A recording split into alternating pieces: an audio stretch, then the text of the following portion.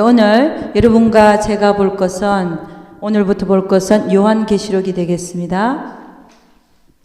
우리가 먼저 1장 1절부터 8절까지 한번 읽고 성경을 한번 읽고 보도록 하겠습니다. 다 같이 시작. 예수 그리스도의 계시라. 이는 하나님이 그에게 주사 반드시 속히 될 일을 그 종들에게 보이시려고 그 천사를 그 종 요한에게 보내어 지시하신 것이라. 요한은 하나님의 말씀과 예수 그리스도의 증거 곧 자기의 본 것을 다 증거하였느니라. 이 예언의 말씀을 읽는 자와 듣는 자들과 그 가운데 기록한 것을 지키는 자들이 복이 있나니 때가 가까움이라. 요한은 아시아에 있는 7 교회에 편지하노니 이제도 계시고 전에도 계시고 장차 오실 이와 그 보좌 앞에 7 영과 또 충성된 정인으로 죽은 자들 가운데서 먼저 나시고 땅의 임금들의 머리가 되신 예수 그리스도로 말미암아 은혜와 평강이 너에게 있기를 원하노라. 우리를 사랑하사 그의 피로 우리 죄에서 우리를 해방하시고 그 아버지 하나님을 위하여 우리를 나라와 제사장으로 삼으신 그에게 영광과 능력이 세세토록 있기를 원하노라. 아멘. 볼지어다 구름을 타고 오시리라. 각인의 눈이 그를 보겠고 그를 찌른 자들도 볼 터예요. 땅에 있는 모든 족속이 그를 인하여 애곡하리니 그러하리라. 아멘. 주 하나님이 가라사대 나는 알파와 오메가라. 이제도 있고 전에도 있었고 장차 올 자요 전능한 자라 하시더라. 아멘. 예. 이 요한계시록은 누가 썼습니까? 사도 요한이 썼죠. 그죠? 사도 요한. 사도 요한과 세례 요한을 우리는 구분할 수 있어야 됩니다. 그죠? 사도 요한. 12제자 중에 주님의 품 안에서 늘 이렇게 기대어서 사랑받던 사도 요한이 썼습니다. 그죠? 어디서 썼어요? 밤모섬에 유배되어 있을 때. 언제 썼냐면 AD 약 100년경이라고 보고 있는데 좀 더 정확하게는 95년도, AD 95년도 그렇게 우리는 보고 있습니다. 기록 목적은 뭐냐면 성경의 예언적인 진리를 종합하고 있다. 예.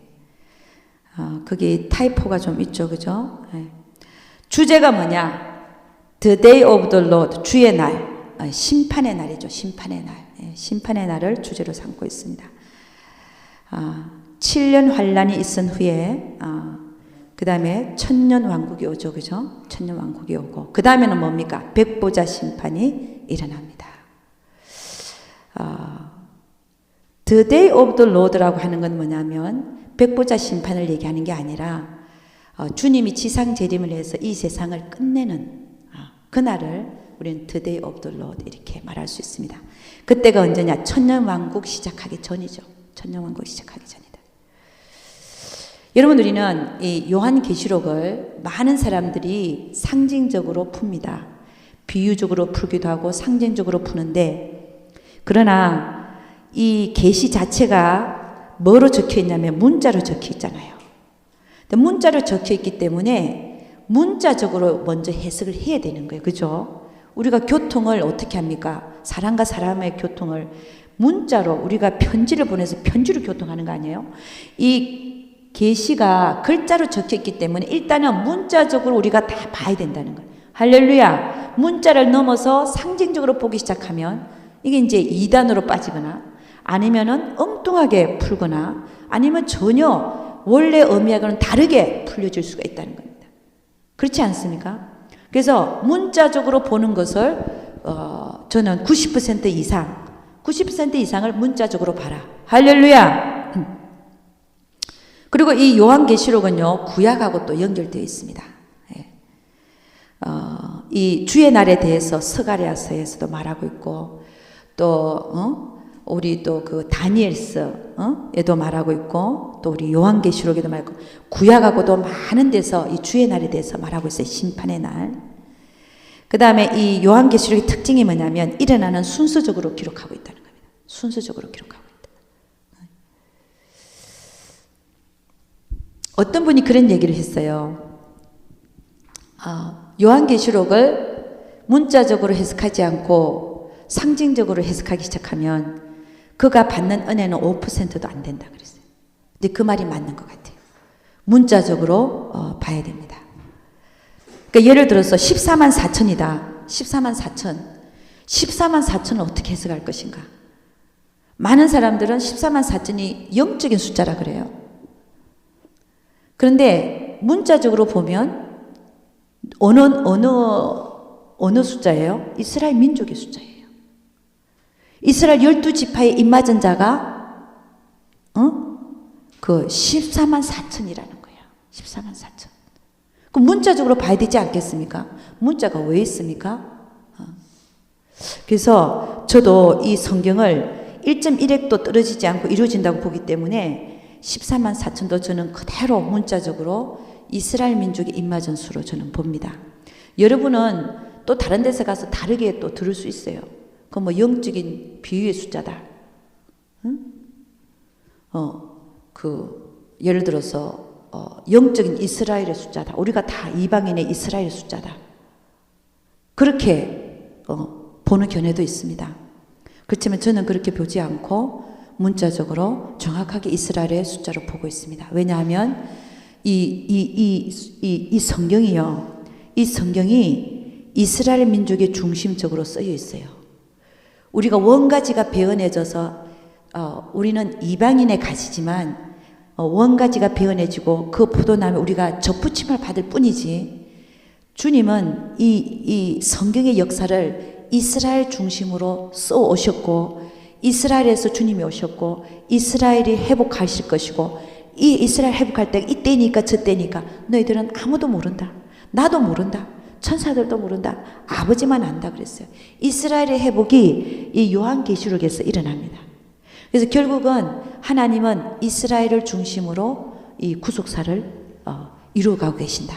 할렐루야. 우리는 복받은 자들이다. 우리는 복받은 자들이다. 할렐루야. 예. 그래서 문자적으로 해석하는 게 좋다는 것입니다. 그리고 여러분 조금 지루할 수도 있겠지만 그러나 좀 봅니다.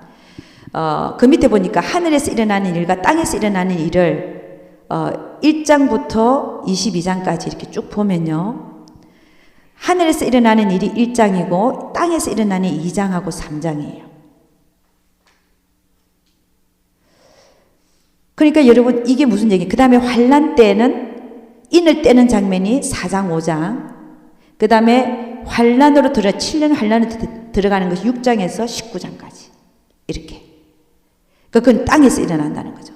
그 다음에 천년왕국 때 19장과 20장에서는 또 하늘에서 일어나는 일이 있고 또 20장에서는 또 땅에서 일어나는 일이 있더라고요. 또 하늘에서 일어나는 일, 백보자 심판은 20장에서 일어나더라. 이게 무슨 얘기냐면은 하늘에서 일어나는 일과 땅에서 일어나는 일이 지금도 연관되어져 있다는 겁니다. 지금도. 여러분 하늘에서 주님은 하늘에 계시지만 주의 눈이 우리 땅에 와 있다는 거예요. 땅에. 지금 하늘에서 일이 벌어지고 있고 땅에 지금 주님의 주관하심에 따라서 땅에서 일들이 일어나고 있다는 겁니다. 그러니까 하늘과 땅은 항상 연결되어 있습니다. 할렐루야. 연결되어 있습니다.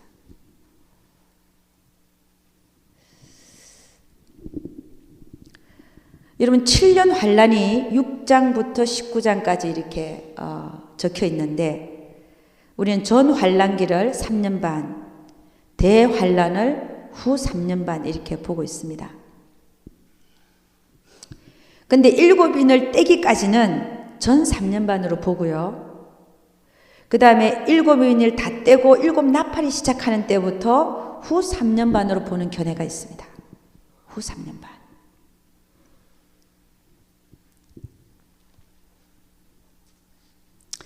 여러분이 계시록을 보면서 지금 현재 이슈로 뜨고 있는 게 뭐냐면 제3성전에 대해서 지금 계시록과 함께 말들이 많이 나오고 있습니다. 제3성전. 왜 제3성전의 얘기가 나오는가? 우리 성경 구절을 한 3군데 정도 한번 찾아보죠.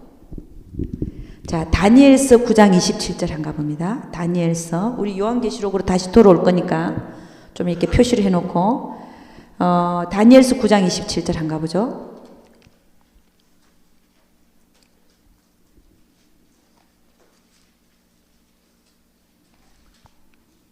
다니엘서 9장 27절입니다.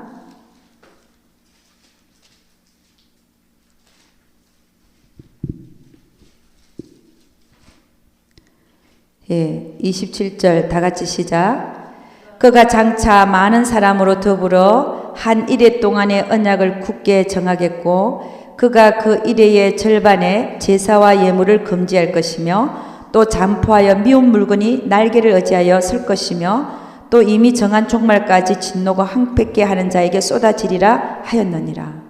여러분 여기 보면은 그 이레의 절반에, 그러면 후 3년 반에 어떤 일이 일어났냐면은 어떤 일이 난다는 거예요. 그렇죠. 제사와 예물을 금지한다는 거예요. 제사와 예물을 금지한다. 이 말을 우리가 어떤 사람들은 말하기를 교회에서 예배 드리는 게 금지될 것이다. 이렇게 이제 보는 사람도 있고, 그러나 이거를 문자 그대로 보면 성전이 있다는 거예요. 성전이. 문자 그대로를 보면은 성전이 있다는 거죠. 그 일의 절반에 제사와 예물을 드리는 성전이 있는데 그걸 금지할 것이고, 그 성전에 또 뭐가 서냐면은 미운 물건이 날개를 의지하여 거기 설 것이다. 그 성전에. 그런 얘기예요. 그러니까 이거를 요 한 구절만 보지 말고 또 다른 구절하고 같이 한번 보도록 하겠습니다. 그래서 여기서 힌트가 또 제3성전이 있지 않을까? 지금 제3성전이 지어지지 않을까? 지금 많은 관심을 쏟고 있습니다. 그 다음에 데살로니가 후서 2장 한 가봅니다. 데살로니가 후서 2장 3절에서 4절. 데살로니가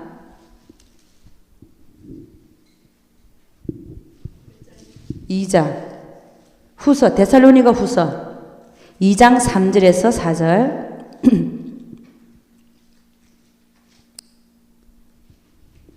데살로니가 후서 2장 3절에서 4절입니다. 다시 시작.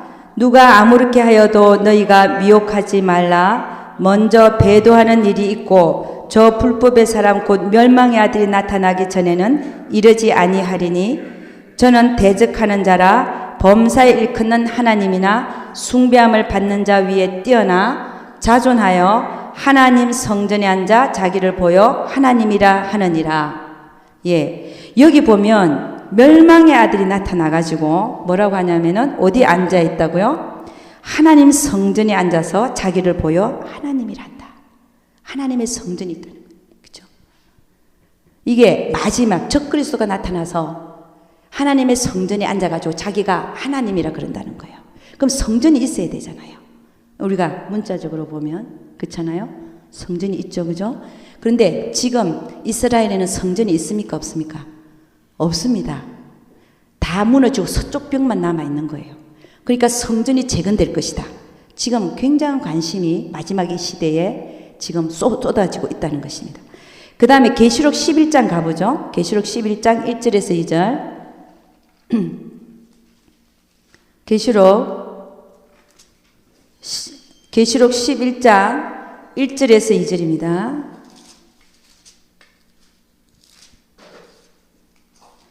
계시록 11장 1절에서 2절.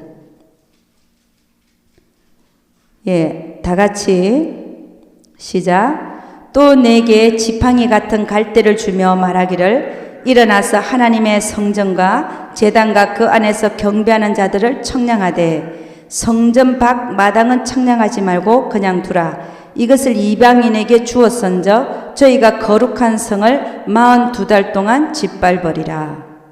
그러니까 여러분 이 42달 동안 이방인들이 짓밟을 성이 있어야 되는 거예요. 자 보셔요. 다시 한번 보겠습니다. 성전도 있고 그죠? 성전 밖. 제가 다시 읽어보겠습니다. 또 내게 지팡이 같은 갈대를 주며 말하기에 일어나서 하나님의 성전을 청량하라. 하나님의 성전과 제단과 그 안에서 경배하는 자들을 청량하되 성전 밖 마당은 청량하지 말고 그냥 두라. 이것을 이방인에게 주었은즉 저희가 거룩한 성을 42달 동안 짓밟으리라. 그러니까 성전이 있고 성전 바깥들이 있는 거예요. 성전 바깥이 있는 거예요. 성전 바깥을 뭐라 그랬어요? 이방인들이 그 거룩한 성을 42달 동안 짓밟는다잖아요. 그러니까 성전도 있고 성전 바깥도 있는 거예요. 그러니까 제3성전이 지금 성전이 없잖아요. 그럼 성전이 있어야 이런 일이 일어날 거란 말이에요. 그렇잖아요. 그래서 지금 많은 얘기들이 있습니다. 2009년도에 지금 4년 전이죠. 2009년도 2월 달에요. 유대인들이 사내들인이라는 공회를 다시 재구성을 했답니다. 사내들인. 사내들인이 재구성이 돼가지고 성전 재건을 지금 언론하고 있다는 거예요. 그럼 그 장소를 지금 어디로 할 것인가? 근데 이들이 성전을 짓는 이유가 뭡니까? 이들이 지금 성전을 짓는 이유가 구약에 있는 제사를 회복하기 위해서. 그러니까 예수하고는 상관이 없는, 그렇잖아요? 예수님하고는 상관이 없이 구약에 있는 성전을 다시 재건해서 제사 드리겠다는 거예요. 그러니까 우리 그리스도인들하고는 거의 상관이 없는 얘기예요. 그렇잖아요? 그들 예수 안 믿으니까. 안 믿는 유대인들이. 그러니까 그들이 지금 짓고자 하는 것은 그리스도인과 상관이 없지만 그 성전을 성경에서는 얘기를 하고 있더라는 거예요. 나중에 적그리스도가 나타나면 그 성전에 들어가서 내가 그 성전에서 내가 하나님이라 그런다는 거예요. 그리고 이 계시록에 오늘 보니까 성전 안을 측정하되 바깥은 이방인들이 42달 동안 짓밟을 그래라. 그럼 그 장소가 지금 어디냐라고 지금 보고 있죠. 그죠? 지금 그 이슬람에서 있는 그 황금 성전, 그걸 뭐라 그러죠? 황금 탑, 뭐라 그래요? 황금동이라 그러죠. 황금동. 그거를 지금 무너뜨리지는 못하고, 그럼 전쟁이 일어날 거니까. 고구의 북쪽으로 그 땅을, 지을 땅을 보고, 지금 보고 있답니다. 그렇게 이제 지금 우리가 그게 지어질 것이다 라고 보고 있습니다. 그러면 황금동의 북쪽에 제3성전이 지어지면 어떻게 되냐면은 이게 이방신을 섬기는 그 황금동하고 하나님의 그 성전이 같이 있게 됐잖아요. next to next. 이렇게 딱 붙어 있게 되잖아요. 그게 에스겔서에 그게 예언이 돼 있어요. 문지방이 다른 신을 섬기는 문지방이 나의 성전 문지방과 옆에 같이 할 것이다. 이런 성경 구조들을 우리가 가지고 지금 일어나는 상황들을 봐서 제3성전이 어디서 지어질 것인가, 그리고 어떤 형태로 나타날 것이고, 그리고 마지막 시대는 적그리스도 나타나서 그 성전 안에까지 들어가서, 그렇죠? 요 성전 안, 이들이 짓는 성전 안에 들어가서 내가 하나님이라 이렇게 얘기한다는 거죠. 내가 하나님이라. 그리고 그 성전 안에 미운 물건이 날개를 의지해서 서게 된다는 겁니다.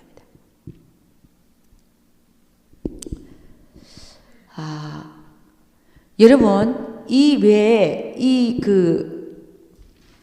성경이 이스라엘 중심의 역사냐? 왜 이스라엘 중심의 역사냐는 걸 보면요. 이 제3성전도 마찬가지고, 제1성전은 언제 지어졌습니까? BC, 930 얼마에, 제가 확실히 기억 못해요. 하여간 BC 10세기에 솔로몬에 의해서 처음 지어졌어요. 그죠? 7년간 제1성전이 지어졌습니다. 근데 이것이 파괴가 되고, 그죠? 파괴가 됐죠. BC 586년에 남유다가 바벨론에 멸망하게 됐어요. 바벨론에 멸망하게 됐다. 그리고 다 포로로 끌려갔잖아요. 그 다음에 바사국이 일어나서, 바벨론의 바사국이 일어남으로써 고레스 왕이 너희들 가서 성전을 재건해라. 그래갖고 성전 재건이 시작한 때가 BC 535년경 해서 언제 완공이 되냐면은 BC 516년경에 완공이 됐어요. 그 성전이. 이걸 우리는 뭐라 스룹바벨 성전이에요. 스룹바벨 성전. 이 스룹바벨 성전을 우리가 제2성전이라고 붙였으면 좋겠는데 그렇게 붙이지 않는다는 겁니다. 그때 완공이 됐어요. 근데 이 스룹바벨 성전이 수세기를 거치면서, 그러니까 유다 민족은 아직 독립을 못했어요. 나라를 이루지 못한 거예요. 그러니까 포로에 아직도 흩어져 있고, 바벨론에 흩어져 있고, 유다에 흩어져 있고, 아직 나라를 형성하지 못하고 바벨론에게 망한 채로 아직 나라가 형성되지 않은 상태입니다. 그러니까 성전은 재건이 되었어도 그들은 아직 로마에 의해서 어떻게 해요? 지배를 받는 상태. 헬라와 로마와 이렇게 바사, 헬라, 로마 이렇게 지배를 받는 상태입니다. 그러니까 수세기를 걸치면서 이 스룹바벨 성전이 회파가 일어납니다. 많은 곳이 손상이 일어나요. 많은 수세기를 거치면서 그 성전이 회파가 일어나죠. 그랬더니 BC 27년경에 로마의 헤롯 왕이 유다 사람들의 마음을 사기 위해서 이 성전을 재건축합니다. 재건축. 그래서 아름답게 건축을 해요. 다시 싹 보수공사를 해서 아주 이쁘게. 그래서 이걸 우리는 헤롯 성전이라고 얘기합니다. 이 헤롯 성전이 뭐냐면 지금 우리가 얘기하는 제2성전이에요. 제2성전. 그러니까 주님이 태어나셨을 때 제2성전이 있었어요. 근데 주님이 그 성전을 보시고 우셨잖아요. 네가 돌 하나도 안 남기고 다 무너뜨려지리라. 그분이 가시고 난 다음에 언제 그 성이 무너졌냐면요. 주님은 AD 33년경에 돌아가셨고, 그죠? 이게 예루살렘 성전이 있었을 때 돌아가셨고, AD 70년경에 디도, 우리나라 말로는 디도인데 로마의 그 디도라는 티투스라는 장군이 와가지고 이 헤롯 제2성전을 다 무너뜨려 버렸어요. 돌 위에 돌 하나도 남지 않게. 지금 서쪽 벽만 남아져 있어요. 왜 무너뜨렸냐? 그때에 AD 70년경에 이 이스라엘 사람들이 독립하려고 그랬어요. 로마에서 벗어나서 독립하려 하니까 그냥 아예 로마에서 장군을 보내갖고 그냥 그 성전을 다 해파시켜버려요. 독립 못하게. 그래갖고 지금 서쪽 벽만 남아있는데 그 서쪽 벽이 통곡의 벽으로. 그래서 그들은 지금까지, 언제까지요? 1948년도에 갑자기 이스라엘이라는 나라가 독립을 해버렸어요. 막 흩어지던 사람이 막 이렇게 돈을 많이 써갖고 그냥 비행기로 날아가지고 그냥 팔레스타인 한 부분의 땅을 이렇게 다 모이게 해갖고 하루아침에 그냥 우리나라가 이스라엘이다 하고 독립선언을 해버렸어요. 그때가 언제냐? 1948년. 1948년에 이스라엘이라는 나라가 갑자기 생겨져 버렸어요. 지금까지 흩어져 살다가. 그렇잖아요. 그러면 얼마 만에 지금 이 나라가 독립선언을 한 겁니까? BC 586년경에 망해갖고 1948년이니까 거의 2400년경을 나라 없이 살았어요. 이 유다민족이요. 그런데 이스라엘이 1948년에 독립을 선언하면서 갑자기 나라가 하루아침에 형성된 거예요. 그거를 우리 성경에서는 뭐라고 얘기하고 있냐면은 무화과 나무가 연하여지고 잎을 내거든. 무화과 나무, 성경에는요, 포도나무나 무화과 나무는요, 주로 이스라엘 민족을 얘기해요. 그 무화과 나무가 연하여지고, 그 가지가 연하여지고 잎을 내거든. 그게 바로 우리 이스라엘 민족의 독립 사건으로 우리가 보고 있습니다. 내가 인자가 문 앞에 가까이 온 줄로 알라. 할렐루야. 이 성경의 역사가 이 이스라엘 민족을 중심으로 지금 일어나고 있다는 거예요. 그러니까 우리가 이 계시록에서 보는 14만 4천도 이스라엘 민족이 입맞은 숫자로 보는 게 더 맞다는 겁니다. 할렐루야. 이스라엘 민족의 회복이 있게 될 것이라는 것입니다. 아멘. 네. 그래서 여러분, 이스라엘의 지금 회복이 시작이 됐죠. 그리고 지금 메시아닉 주라 그러면 유대인이잖아요. 메시아닉 주는 메시아를 믿는 자들.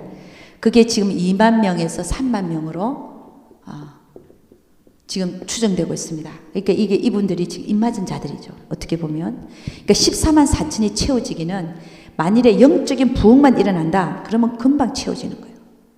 그렇지 않습니까? 예수 믿게 되는 그 영적인 부흥만 일어나면 금방 채워지는 거예요. 그러면 14만 4천이 일어나면 그때 어떻게 돼요? 성경에 지금 14만 4천이 예수를 믿게 되면 주님이 공중 재림하십니다. 공중 재림.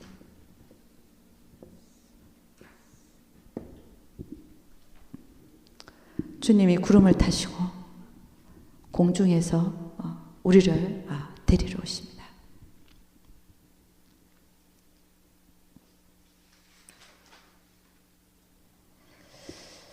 그 다음에 공중 재림하시고 난 다음에 우리는 어떻게 보고 있냐면은 적그리스도의 적극적인 활동 후 3년 반 대환란의 시기가 시작된다고 보고 있습니다. 그럼 이거를 그렇게 보는 이유가 뭐냐? 요한계시록 3장 10절을 한번 보죠. 요한계시록 3장 10절. 다 같이 시작. 네가 나의 인내의 말씀을 지켰은저 내가 또한 너를 지키어 시험의 때를 면하게 하리니 이는 장차 온 세상에 임하여 땅에 거하는 자들을 시험할 때라.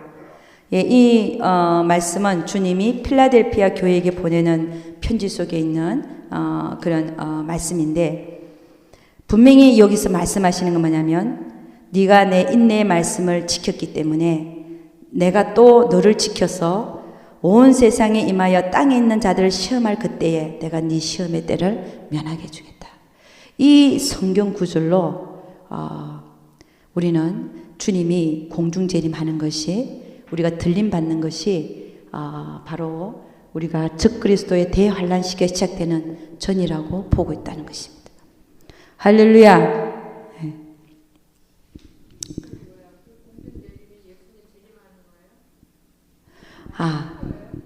예, 휴거죠. 여러분, 제가 너무 놀란 게 신학교 다니는 학생이에요. 근데 나보고 하는 얘기가, 아니 주님이 재림하는 게 2번이냐. 그래서 2번이라고 그랬죠, 제가. 근데 물론 모를 수도 있는데 제가 좀 당황했죠. 2번입니다. 그죠? 공중재림 있고, 공중재림이 어디 나타나요? 데살로니가 전서 나타나죠. 4장 한 가보죠. 데살로니가 전서 4장. 그걸 찾아보고 넘어가겠습니다. 4장. 네. 15절에서 17절. 332페이지. 네, 다 같이 시작. 우리가 주의 말씀으로 너희에게 이것을 말하노니 주 강림하실 15절 못 찾았어요? 데살로니가 전서 5장 15절 다 같이 시작. 우리가 주의 말씀으로 너희에게 이것을 말하노니 주 강림하실 때까지 우리 남아있는 자도 자는 자보다 결단코 앞서지 못하리라. 주께서 호령과 천사장의 소리와 하나님의 나팔로 친히 하늘로 쫓아 강림하시리니 그리스도 안에서 죽은 자들이 먼저 일어나고 그 후에 우리 살아남은 자도 저희와 함께 구름 속으로 끌어올려 공중에서 주를 영접하게 하시리니 그리하여 우리가 항상 주와 함께 있으리라. 그러므로 이 여러말로 서로 위로하라. 공중으로 끌려 올라간다는 거죠. 공중으로 끌려 올라간다. 구름 속으로. 이게 공중 재림입니다. 이 공중 재림이 지금 얘기한 것처럼 아까 뭐라 그랬어요? 후 3년 반 전에 적그리스도의 활동이 시작되기 전에 666표를 강제로 받게 하기 전에 주님의 공중재림이 있을 것이라고 하는 것이 어디를 바탕해서 우리가 그렇게 보고 있냐면 아까 얘기한 계시록 3장 10절 너희가 내 인내의 말씀을 지켰으니까 온 세상에 임하여 너희를 모든 사람을 시험할 그때를 내가 면하게 해주겠다. 그거를 같이 이렇게 해서 공중재림은 적그리스도가 적극적으로 활동하는 후 3년 반 전에 공중재림이 일어날 것이라고 우리는 보고 있다는 것입니다. 할렐루야. 여러분, 여기에 들림받는 자가 복된 자겠죠. 그죠? 그래서 우리가 지금 열심히 하자고 하는 게 뭐예요? 이 공중재림 때 들림받기 위해서 뭐 하자는 거예요? 들림받기 위해서 어떻게 뭐 하자고요? 신부단장 하자는 거잖아. 신부단장의 얘기가 여기서 나온 거예요. 우리가 공중재림 하실 때 들림받는 자 되기 위해서 신부단장 하자. 그날에 누가 환상을 봤는데 그날에 추수하는 그 장소는 어디냐? 교회 안이라잖아요. 이 말들이 좀 무섭게 와야 닫아야 돼. 교회 안에서 추수한다잖아요. 그날 누가 환상을 봤더니, 휴가하는 환상을 봤더니, 다른 사람도, 막 올라가는데, 성가대 대장도 안 올라가 있고, 목사님도 안 올라가 있고, 그렇다잖아요. 어떻게 해야 되겠어요? 직분이 중요한 게 아니죠, 그죠? 아니라, 정말 하나님 앞에 신부단장하는 여러분과 제가 될 수 있기를 주의 이름으로 축원합니다. 그럼 남은 자들은 어떻게 해요? 대환란으로 들어가는 거예요. 대환란으로. 고통 속에 들어갑니다. 거기서 정말 믿음을 지키고 정말 정결하게 된 자는 다시 구원을 받지만 그러지 못하고 떨어져 나가면 또 이제 그 666표를 받거나 믿음을 지키지 못하는 자는 생명록에서 이름이 지워지는 그런 결과가 또 초래되게 되죠. 그래서 어쨌든 우리는 주님 공중재림 하실 때 들림 받아야 된다. 할렐루야. 그 다음에 두 번째 재림 있죠. 그죠? 두 번째 재림.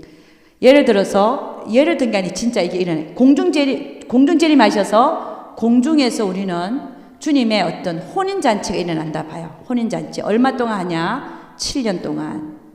그러면 이 7년 동안 혼인잔치를 할 때 밑에 지상에서는 무슨 일이 일어나냐? 7년 환란으로 들어가는 거예요. 7년 환란. 그러니까는 7년 우리가 공중 재림이 7년 환란 전에 있다 보는 사람도 있고 또 후 3년 반 바로 직전에 있다라고 보는 사람도 있고 우리는 사실은 잘 모릅니다. 잘 몰라요.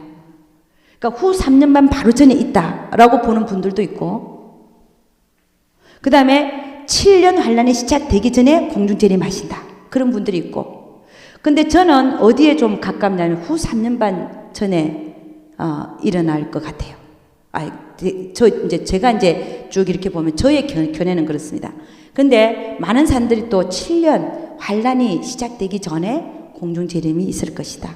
저는 제 생각은 지금 6째 인이 떼어졌다고 보거든요. 6째 인이 떼어졌다고 하는 것은 제가 그 환란기에 우리가 들어와 있다라고 저는 생각을 합니다. 그래서 아직 우리가 공중재림이 안 일어나는 걸로 봐서 저는 후 3년 반 전에 공중재림이 일어나지 않을까 그런 생각을 제가 갖고 있다는 거지 저도 100% 옳다고 할 수가 없습니다. 그러니까 이 요한계시록을 온전하게 그 시대에 맞게 그 숫자에 맞게 정확하게 이렇게 푸는 사람은 아무도 없고 일이 다 되어지고 나서 보면 이게 이런 거구나 이게 이런 거구나 이렇게 알게 될 줄로 믿습니다. 우리는 모르는 것을 억지로 풀려고 하지 말고 단지 주님께서 우리에게 열어주신 만큼 우리가 조금씩 알아갈 뿐인 것입니다. 그래서 하늘에서는 혼인잔치가 일어나고 그 다음에 언제 또 재림이 있냐면 지상재림이 그 이후에 지상재림이 있다고 보죠. 혼인잔치 후에 지상재림이 있습니다. 지상재림을 하셔서 어떤 일이 일어나냐면은 적그리스도와 거짓 선지자를 유황불에다가 산채로 집어 던져보고 그 다음에 지금 얘기하는 주의 날 The Day of the Lord 사람들을 심판하는 그날이 이 지구상에 사람들을 불로 태우고 그다음에 그 심판하는 그날이 가장 어두운 그날이 있단 말입니다. 그날이 오고 그 다음에는 뭐가 시작하면 천년왕국이 시작돼요. 천년왕국. 주님과 함께 천년왕국에 시작합니다. 그럼 이 천년왕국에는 또 누가 들어가냐? 나중에 우리 좀 자세히 할 때 보지. 지금은 이 얘기를 하기 시작하면 지금 계속 진도가 나갈 수가 없고 나중에 우리 천년왕국에 대해서 천년왕국에 대해서 얘기할 때 누가 천년왕국에 들어가는가 그때 가서 또 얘기하도록 하겠습니다. 그 다음에 천년왕국이 끝나고 나면 어떻게 돼요? 그 다음에는요 마귀를 천년왕국 때 무저갱에다 감금시켜버리죠. 그죠? 그 다음에 잠깐 풀어놨다가 영원하게 그 적그리스도와 거짓 선지자를 먼저 유황불에 던졌잖아요. 그 다음에 천년 후에 마귀도 주님이 유황불에다 던집니다. 그 다음에 이제 들어가고 그 다음에는 이제 어떻게 되냐면은 백부자 심판이 일어나죠. 백부자 심판. 그럼 백부자 심판이 일어나고 난 다음에 뭐가 일어납니까? 백보자 심판이 일어나고 난 다음에는 그렇죠. 생민력에 이름이 없는 자들은 영원한 불못에 던져지고 또 우리도 행위록에 기록된 행위대로 심판을 받고 그렇죠. 그 다음에 영원한 천국 새하늘과 새 땅이 열리게 되는 것입니다. 여러분 저는 늘 이렇게 믿음의 생활을 하고 또 여러분에게 말씀을 전하고 저 자신도 기도하고 말씀을 보고 여러 가지로 이렇게 저도 이제 이 인생을 살고 있는데 결국 이 성경은 뭘 얘기하고 있냐면은 결국 마지막에 천국과 지옥이 있다 이걸 얘기하고 있더라고요. 우리가 가는 두 운명의 장소가 있는데 결국은 한 사람 한 사람이 지옥 가는가 아니면 천국 가는가 거기에 초점이 맞춰져 있더라고요. 우리가 이 성경을 뭐 이렇게 풀고 저렇게 풀고 다 소용이 없고요. 결국은 내가 천국 가는가 두 장소가 있더라. 두 장소가 실질적으로 존재하고 진짜 그 장소에 우리가 영혼들이 나눠줘서 가더라는 것입니다. 여기 있는 여러분들은 다 또 여러분의 가족들도 다 천국에 갈 수 있기를 주 이름으로 축원합니다. 천국에 갈 수 있게 되기를 축원합니다.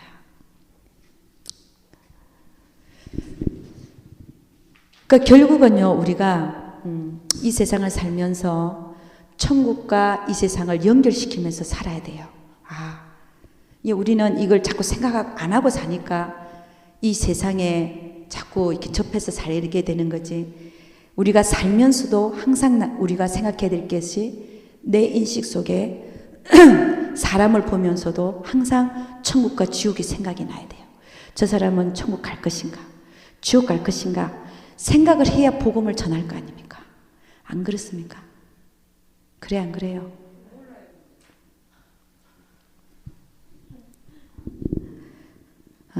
그래서 결국은 이 성경은 천국과 지옥을 얘기하고 있더라는 거예요. 딴 게 없더라고요.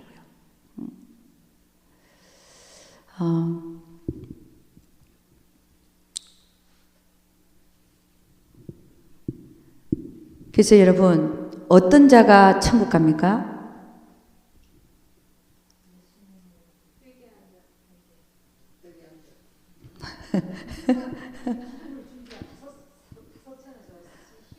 우리 잠깐 여기서 조금 정리 좀 하고 가죠. 얘기 잘했는데 여러분 천국에는 다른 사람은 어떻게 볼지 몰라도 우리는 그렇게 보고 있습니다. 천국은 예루살렘 성이요 시리에 시리 성이란 자체가 여러분 영어를 보면 예루살렘 성이 내려온다 그랬잖아요. 그게 시리로 돼 시리. 얼마나 크겠습니까, 그죠? 큰 시리. 얼마나 크겠냐고 이게. 근데 이 계시록 22장에 보면은 철저하게 회개한 자는 이 성 안으로 들어갈 권세를 얻으려 함이로다 그랬어요. 두루마기를 철저하게 빠는 자. 그럼 성 안으로 들어간 권세를 받은 자가 있고 성 바깥에 있는 자가 있는 거예요. 이게 뭐냐? 이게 지금 우리가 소위 얘기하는 천국 이게 뭐냐면 새 하늘과 새 땅이라는 거죠. 성경을 보면 이렇게 돼 있어요. 새 하늘과 새 땅이 열리는데 그 두루마기를 철저히 빨아서 성 안으로 들어가서 생명나무, 그죠? 생명과일, 생명나무와 생명강가와 그 생명나무의 그 가까이 갈 그 권세를 얻으려 하는 자들이 철저하게 두루마기를 예수 피에다 빠는 자는 성 안으로 들어간다. 응? 성전은 뭡니까? 그러면 성전은 예수님 하나님과 어린 양이 직접 성전이 되신다 그랬어요. 이 성전이 해와 같이 빛이 나기 때문에 거기는 해도 필요 없고 항상 낮만 있고 낮만 있고 하나님의 영광이 해같이 빛나는 그런 곳이라는 것이죠. 그럼 성 바깥에는 성 바깥이라는 데가 있다는 거죠. 그 다음에 새하늘과 새 땅이 열리기 전에 분명히 성경은 21장부터 22장 새하늘과 새 땅에 대해서 얘기하고 있습니다. 근데 21장이 열리기 전에 21장이 되기 전에 여기는 어떤 백보자 심판을 통해서 그 다음에 불못에 던져지는 그런 심판이 있어요.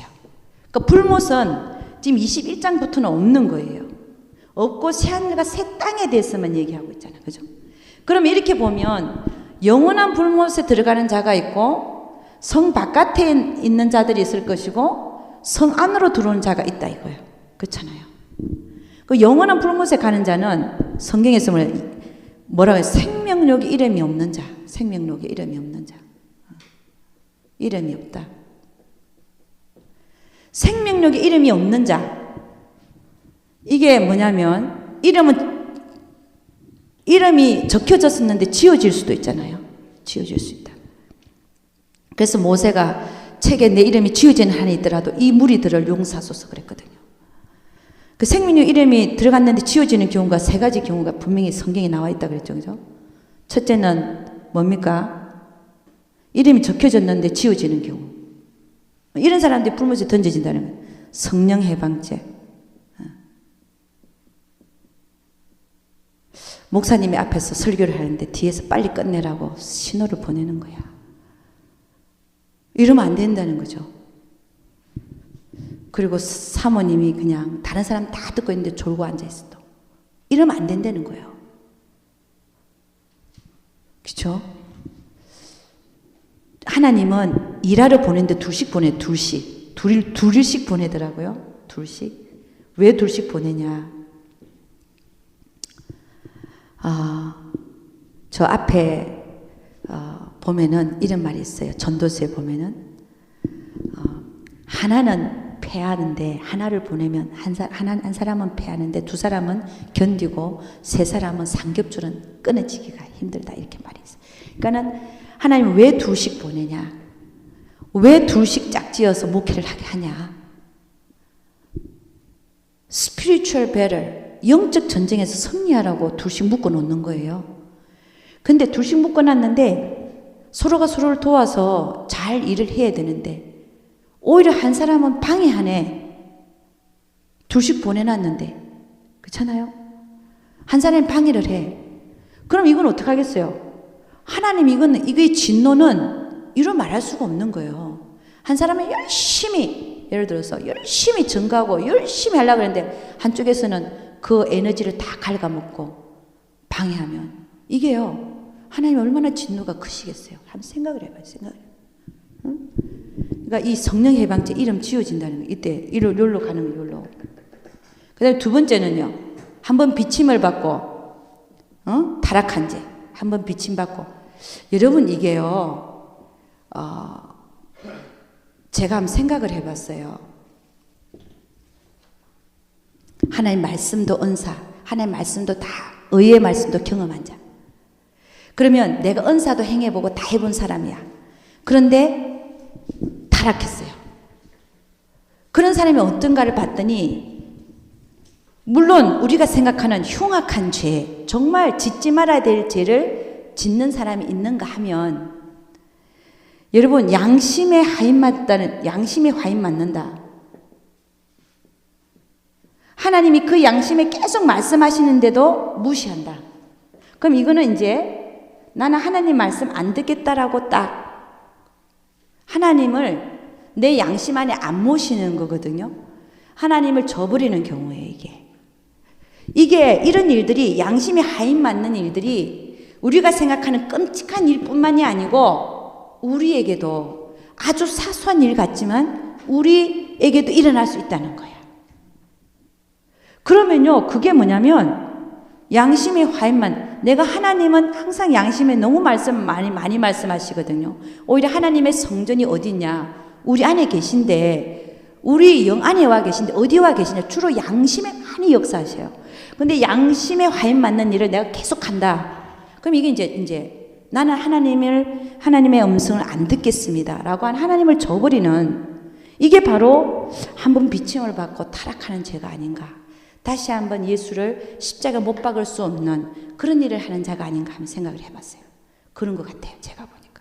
그래서 지옥 가서 본 사람들이, 많은 사람들이 거기 와 있는 거예요. 아니, 저 사람이 예수 믿었는데 왜 저기 와 있냐 이거야. 그걸 어떻게 우리가 해석을 하겠어요? 그 사람 분명히 예수를 믿는데 왜 지옥 와 있냐 이거예요. 장로도 와 있고, 집사도 와 있고, 권사님도 와 있고, 목사도 와 있고, 왜 와 있냐 이거예요. 왜? 우리가 어떻게 풀겠습니까? 그거를. 이해할 수가 없는 일들이잖아요.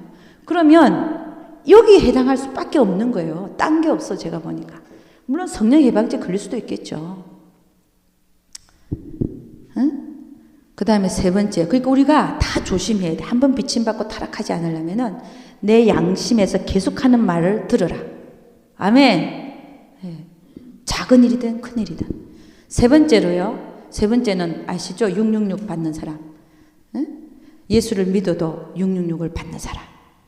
근데 참 희망이 되는 것은 이런 말씀이 있더라고요. 다른 사람이 그런 얘기를 하더라고요. 장세 이전에 그 책에 농민되지 못한 자들은 666을 받더라 이렇게 돼 있어요. 그러면 내가 일단 생명력 이름이 적히지 전 자는 666을 안 받을 것이다 라는 거예요. 그럼 나는 그럼 이때까지 교회 다녔는데 나는 666을 받았는데 그럼 나는 뭐야? 그러면 장세 이전에 당신의 이름은 아예 처음부터 없었습니다 라고 말을 한다면 이것도 무서운 얘기 중에 하나인데, 어쨌든 성경은 장세 이후로 책에 농명되지 아니한 자마다 666을 받더라 이렇게 돼 있어요. 그러니까 그걸 그대로 또 해석하자면, 그러면 내가 정말 예수를 정말 믿게 돼서 성령께서 내 안에 내주하시고 내가 성령의 인도하심을 받고 살고 정말 내가 하나님의 그 비침을 받았고 정말 내가 주를 알고 있다. 그러면 생명력 이름이 적혀졌으면 내가 어떤 환난이 오더라도 666을 안 받을 것이다. 주님이 지켜주실 것이다. 성령께서 안 받게 해주실 것이다. 그런 희망이 또 있다는 거예요.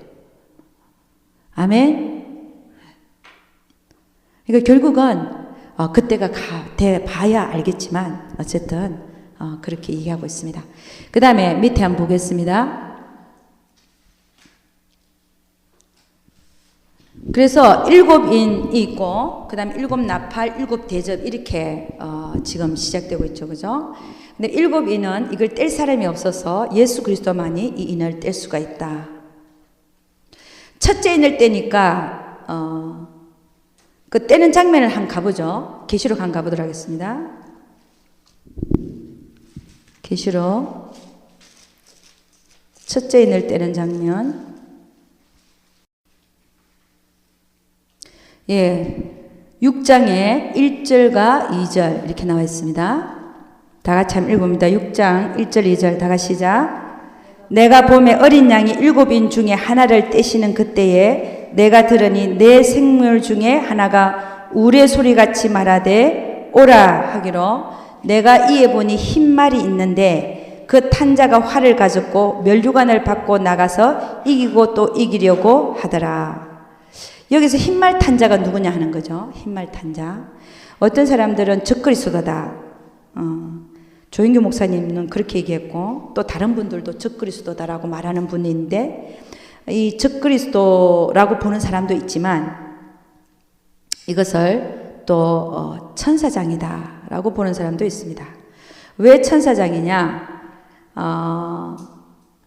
그 들림 받기 전에 들림 받을 만한 신부들을 가서 인을 치는, 흰말을 타고 전 세계를 돌아다니면서 들림 받을 신부 단장한 자 중에서 하나님께 들림 받을 자들을 인을 치고 다니는 그런 흰말을 탄 천사장이다 라고 말하는 사람도 있습니다.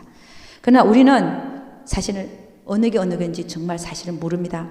그러나 저는 어떻게 생각해요? 저 자신은 어떻게 생각하냐면은 후자가 맞다라고 생각합니다. 저는 신학교를 배울 때 뭐 이런 얘기 저런 얘기 너무 많이, 이런 썰 저런 썰, 뭘 믿어야 될까, 뭘 선택해, 당신들이 알아서 믿으십시오 그래요. 그럼 우리가 선택해서 믿어야 되는데 지금 저는 어떤 생각을 하고 있냐면, 이거는 적그리스도라기보다는 정말 들림 받을 그 사람들을 인을 치고 다니는 천사일 수도 있다, 그렇게 생각을 합니다. 왜냐하면 그 뒤에 나오는 붉은 다른 말, 또 셋째 인을 뗄 때 검은 말, 이 모든 자들이 천사들이거든요. 꼭 해필 앞에 나온 사람이 왜 그래서 사람을 얘기하냐 하는 거죠. 다른 데는 흰말, 그 다음에 붉은 말, 그 다음에 뭐예요? 또 어떤 말이 나왔죠? 붉은 말이 나오고 셋째 낼 때는 검은 말이 나오고 그렇게 해서 또 넷째 낼 때는 청황색 말이 다 이렇게 천사들이 이렇게 탄 말들인데 왜 처음에 첫째 흰 말은 왜 사람으로 보냐 이거예요. 그것도 천사로 볼 수 있다는 겁니다. 그럼 그 천사는 뭐 하냐? 뭐 하는 자냐? 돌아다니면서 우리 그 신부로서 들림받을 자들을 고르고 있다라고 본다면 그것도 맞는 얘기다라는 것입니다. 저는 어떤 게 맞는지 모르지만 천사라고 보고 있다는 것입니다. 그 다음에 둘째 날 때니까 전쟁이 일어나요. 둘째 날 때를 보니까 붉은 다른 말이 나오더라. 그 탄자가 허락을 받아 땅에서 화평을 제하여 버리고 서로 죽이게 하고 또 큰 칼을 받았더라. 이 붉은 다른 말이에요. 여러분이 가정에 임하면 가정이 파탄되고 그 다음에 이 붉은 다른 말이요. 돌아다니면서 전쟁을 일으키고 화평을 제거하고 이렇게 하고 있다는 거죠. 지금 우리 현재 상태가 많이 화평이 제거되어지고 전쟁이 일어날까 말까 여기저기서 그죠? 일본, 중국 또 이란, 이라크 또 이스라엘 미국 시리아 하여간 지금 상황을 보면요. 왜 이렇게 갑자기 이렇게 됐는지 모르겠어요. 우리가 그렇죠. 5년 전만 해도 이러지 않았어요. 그죠? 5년 전만 해도 이런 전쟁의 기미가 별로 없었어요. 그렇잖아요. 근데 지금 현재는 얼마나 많은 전쟁에 막 이렇게 조금 어떻게 하면 전쟁이 일어날 것 같은 북한도 그렇고 말이에요. 일본은 우리 북한하고 남한이 싸우기를 원한다잖아요. 그죠? 싸우기를 원하고. 지금 세상이 이상하게 돌아가고 있어요. 전쟁 분위기야, 전쟁 분위기. 응? 그 다음에요. 그러니까 지금 붉은 말도 지금 돌아다니고 있다는 거예요. 화평을 제거하고 있다는 거예요. 지금 돌아다니고 있습니다. 왜냐면 우리는 6째 인까지 뗐다고 보니까 그 상황들이 지금 벌어지고 있는 거예요. 그 다음에 셋째 낼 때니까 뭐 하는 거예요? 검은 말이 나왔는데 지금 기근이 일어나고 있죠. 기근. 굶어 죽고 먹을 게 없고 기아 상태. 지금 소말리아 이런 데 많은 데가 먹을 게 없대요. 먹을 게 없대요. 제가 이게 녹음이 돼서 그래. 말을 잘 못하겠네. 자기 배만 채우는 자. 지옥에서 내가 그 사람을 한번 봤는데 자기 배만 채우는 사람. 그런 사람들 하나님이요. 구제 헌금 안 내고 구제 안 하고 나눠주지 않고 이런 사람들. 자기만 먹고 잘 사는 사람들. 그 사람들 지옥에서 얼마만큼 벌을 받고 있냐. 그거 보니까요. 끔찍하더라. 끔찍해. 자기 배만 채우는 자들. 여러분 저는 그래요. 이게 견해가 다 틀려서 그렇습니다. 어떤 분은 그러더라고요. 아니 내 옆에 있는 형제가 밥을 못 먹고 있는데 그 형제부터 도와야지 어떻게 저 멀리 생각하냐 이러더라고요. 근데 저는 반대예요. 왜 그런지 모르겠어요. 나를 비난해도 좋고 안 비난해도 좋은데 저는 반대예요. 왜냐하면 이 미국은요. 먹을 게 너무 많아. 내가 안 도와줘도 정부에서 도와줘. 그냥 먹고 살아요. 굶어 죽는 사람 아무도 없어. 근데 진짜 저기는요. 굶어 죽어. 여러분 굶어 죽는다는 게 어떤 건지 아세요? 한번 굶어 죽어 보실래요? 어떤 건지 아셔? 그 끔찍한 상태.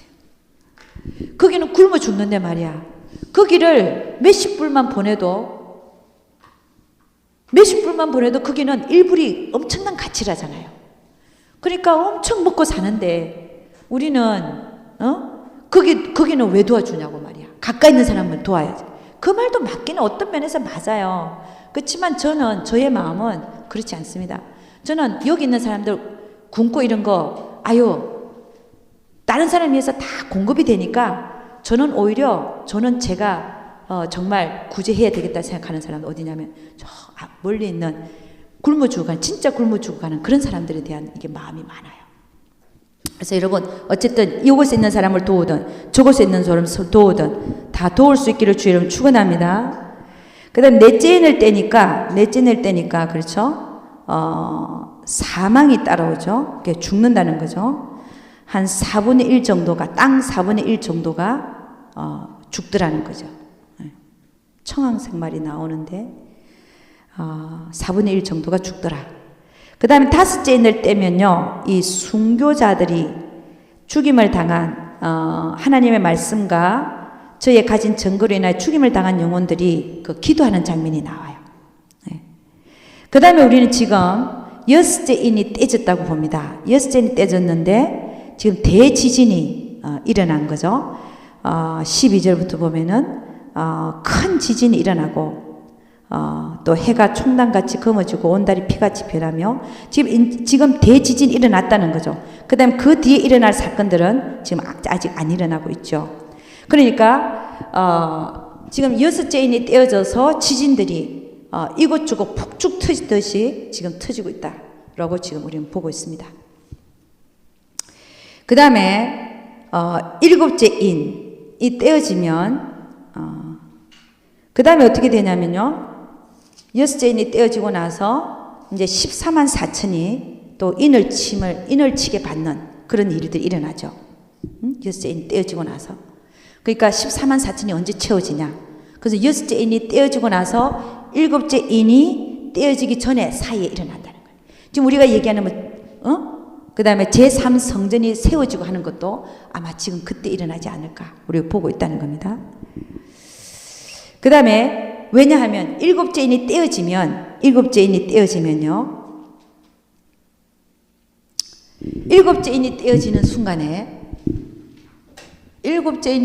순간에 일곱째 나팔 재앙이 그 뒤에 기다리고 있습니다. 일곱 나팔 재앙이 기다리고 있잖아요. 나팔 재앙. 그러면 일곱째 인이 딱 떼어지는 순간에 한번 봅니다. 떼어지는 순간, 일곱째 인이 떼어지는 순간이 8장 봅니다. 8장 1절 한번 봅니다. 다 같이 시작. 일곱째 인을 떼실 때에 하늘이 반시 동안쯤 고요하더니, 그 다음에 내가 봄에 하나님 앞에 시위한 일곱 천사가 있어 일곱 나팔을 받았더라. 그러니까 일곱째 인을 떼실 때 하늘이 반시 동안쯤 고요하더라. 우리는 주님의 공중재림이 언제 일어나는지는 아무도 모릅니다. 이 요한계시록을 이렇게 쭉 살펴보면서 예수님의 공중재림이 언제 일어날 것인가에 나타나지가 않았어요. 그럼 어떤 분들은 어느 때라고 얘기하냐면은 지금 이때라고 얘기하는 거예요. 반시 동안 고요할 때 주님이 공중재림하셔서. 왜냐하면 일곱 나팔부터는 막 이렇게 재앙이 시작이 되니까, 더 큰 재앙이 시작되니까 그 전에 공중재림이 있을 것이다 보고 반시 동안 고요할 때 그때 주님이 공중재림하셔서 휴거가 있지 않을까 이렇게 생각하는 분들도 있다는 것입니다.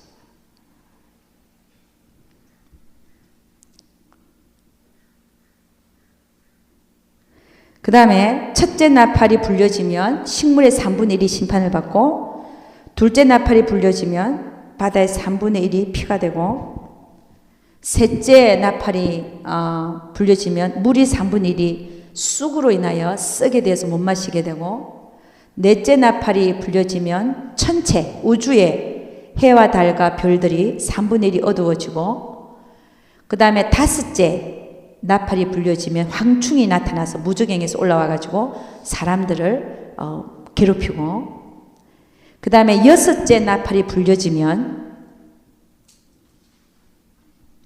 동방 군대 2만만이 전쟁을 일으킨다는 거죠. 2만만을 세어보면 2억입니다. 2억의 군대를 형성시킬 수 있는 나라가 어디냐? 어디겠습니까? 중국이 지금 전쟁 준비하는 기미가 막 올라오죠, 그죠? 막 무슨 연습하고 있잖아요. 막 뭐 이렇게 중국이 지금 요즘에 좀 들썩들썩 거리고 있어요. 2만만을 준비할 수 있는 그 군인을 준비할 수 있는 중국밖에 사실은 없죠. 인도는 뭐 수는 많은데 인도 아니면 중국인데, 응? 근데 그로 인해서 전 세계의 3분의 1이 사람이 죽는다는 거예요.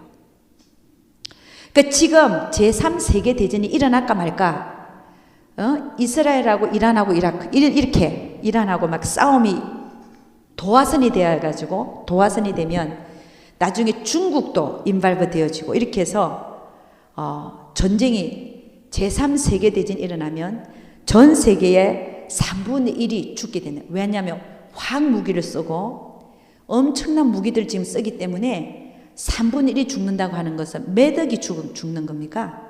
20억 이상이 죽는 겁니다. 25억, 그쵸? 25억 인구가 없어지는 거예요. 이 전쟁으로 인해서. 여섯째 나팔이 불려지면. 그러니까 우리가 지금 보고 있는 상황들이요, 정말 너무나 가깝다는 사실을 다시 한번 우리가 절감하게 돼요. 그 다음에 일곱째 나팔이 불려지면요, 적그리스도가 나타납니다. 그러니까 여러분, 우리가 지금 적그리스도가 나타나는 시기가 지금 굉장히 가까이 왔다라고 보고 있는데, 그럼 지금 이 2억의 군대가 인해서 전쟁이 다 일어나고 3분의 1이 죽는 이게 우리 눈에 아주 먼 것 같이 보면 곧 일어날 수도 있다는 얘기예요. 제3성전이 팍팍팍 쥐어지고, 그 다음에 전쟁이 일어나고, 그 다음에 이제 적그리스도가 나타나는 거죠. 666을 다 받아라. 그런 때가 곧 일어날 수 있다는 겁니다.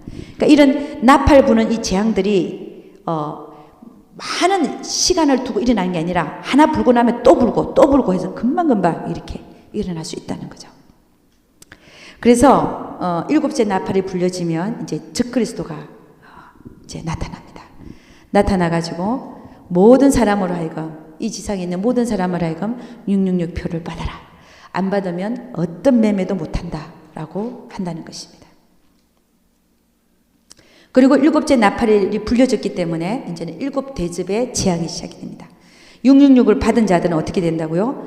첫째 대접이 쏟아지는 순간에 거기서 악하고 독한 헌대가 난다는 거죠. 그 칩 안에는 뭐가 들어요? 리튬이 들어요. 리튬. 암을 일으키는 리튬이 들어있어요. 리튬이 우리 몸에서 악하고 헌대를 발생시킵니다. 그러니까 이게 결국은 리튬은 암을 일으키는, 종양을 일으키는 그런 우리 몸에 있으면 그런 걸로 알려져 있습니다. 독하고 헌대가 난다. 그리고 결국은 666 받은 자들은 결국은 영원한 불못으로 들어가요. 그러니까 666 받아봤자 잠깐 매매하고 편안한 생활하는 게 얼마 안 된다는 거예요. 적그리스도가 멸망되는 시기가 후 3년 반이니까 3년 반 동안 내가 매매하고 좀 편안하게 살 뿐이지, 그렇잖아요. 내가 666표를 받아서 나중에는 독하고 헌대가 날 뿐 아니라 그 다음에 영원한 곳에 가서도 불못에 들어간다는 거예요. 그걸 받아야 되겠어요? 안 받아야 되겠어요? 목숨을 지키고서라도 내가 대환란에 남아있다면 이걸 받아야 되겠어요? 안 받아야 되겠어요?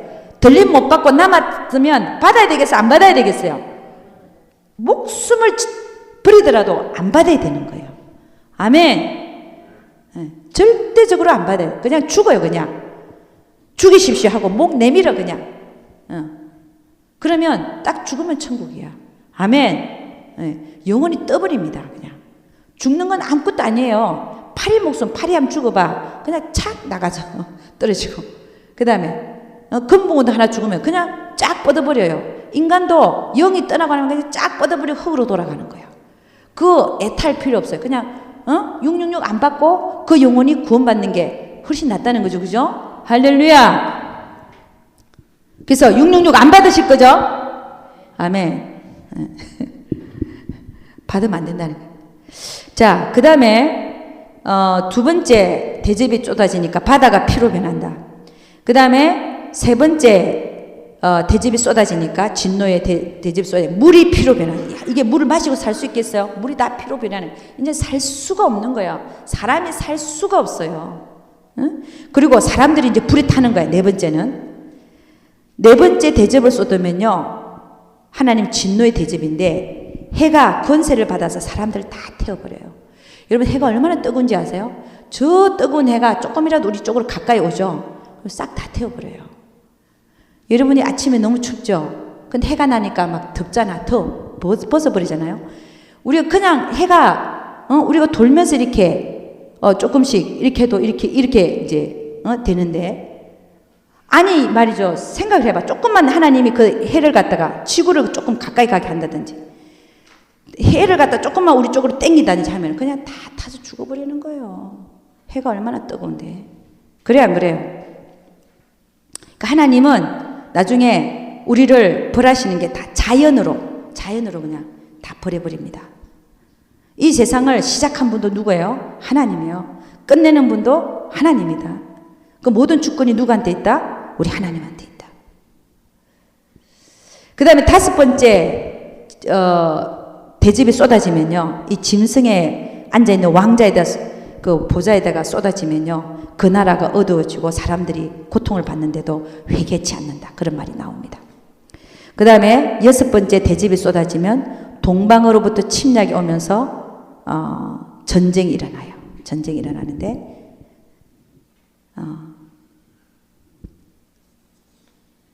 요거를 다시 한번 보겠습니다. 제가 고쳤습니다. 제가 옛날에 이걸 좀 공부를 하면서 동방으로부터 침략이 오는 게 아니라 다시 한번 보겠습니다. 이게 뭐냐면 맞아요. 아마겟돈 전쟁이 아마겟돈 전쟁 한번 봅니다. 6번째 대접이 쏟아질 때 6번째 대접이 쏟아질 때 보면은 아마겟돈 전쟁이에요.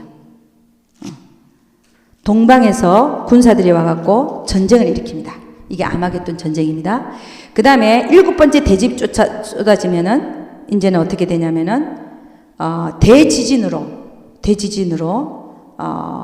그 7번째 대접의 그 재앙이 끝나고 근데 우박이 쏟아지는데 우박이 쏟아지는데 우박이 한 달란트 되는 우박이 쏟아진다 그러니까 한 달란트가 얼마냐 36kg이에요.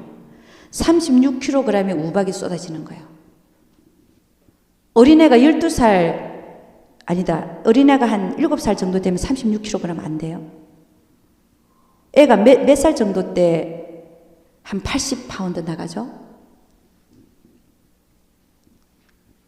몇 살? 맞아요? 애 키워봤어요? 잘 모르시네. 아니 나보다 모르면 어떡해. 36kg이 몇 살 때 정도 36kg 되는 거예요. 하여간 그렇다 칩시다. 10살. 10살짜리 애가 그런 정도의 무게가 36kg이 위에서 우박으로 떨어져 봐요. 그 머리를 한 맞아봤죠. 그것도 저 위에서 떨어지는 거야. 그냥 가까이 떨어지는 거야. 그냥 죽는 거야. 그냥 죽는 거야. 응?